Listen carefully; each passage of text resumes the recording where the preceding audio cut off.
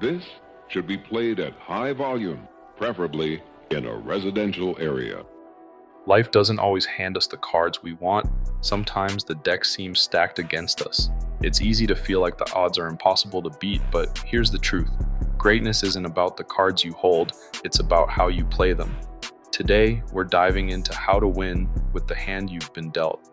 First, let's talk about perspective. When life feels unfair, our natural reaction is to complain, to compare, or even to quit. But what if the very challenges you're facing are part of the plan to make you stronger?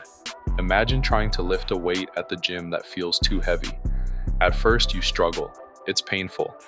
But over time, the resistance builds strength. The same principle applies to life.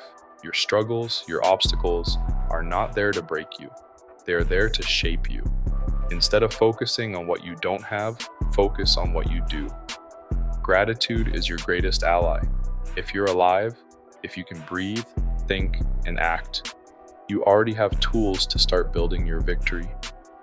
Stop looking at someone else's hand and wishing it was yours. Comparing your life to someone else's is a losing game because you never truly know their story. You only see the highlights, not the battles they're fighting behind closed doors. Here's the secret. It's not about having the perfect hand. It's about strategy, resilience, and faith. Even the weakest hand can win the game if played with wisdom and patience. So, how do we play the cards we've been dealt? The first step is acceptance. Stop wasting energy wishing your circumstances were different. Embrace where you are right now. That doesn't mean settling. It means using what you have as a foundation to build from. Every great success story starts with someone who decided to make the best of what they had. Next, identify your resources.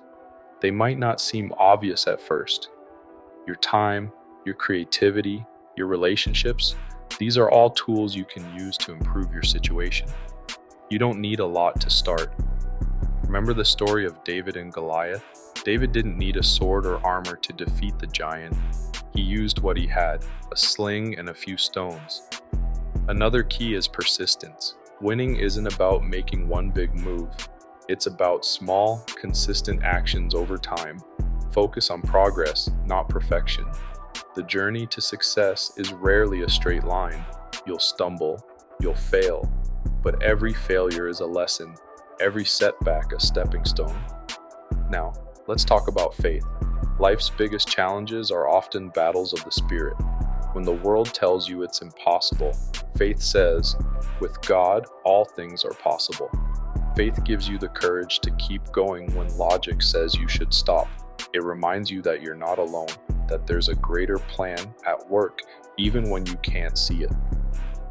Proverbs 3:5-6 says, "Trust in the Lord with all your heart and lean not on your own understanding.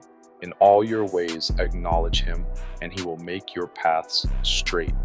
When life feels uncertain, lean into that trust. It doesn't mean the path will always be easy, but it does mean you'll never walk it alone. Finally, let's talk about attitude. You can't always control your circumstances, but you can control your mindset. Choose to see challenges as opportunities.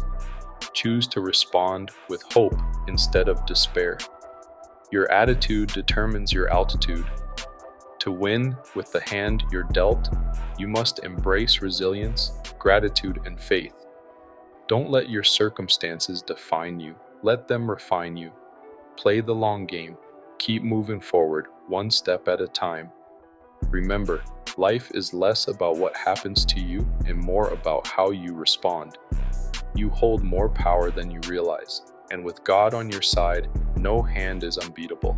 No matter what hand life has dealt you, know that God is working it all together for your good. You are not made to merely survive. You were made to thrive. Remember to like, comment, and subscribe to join this community of resilient overcomers. What's one step you're taking to play your hand well today?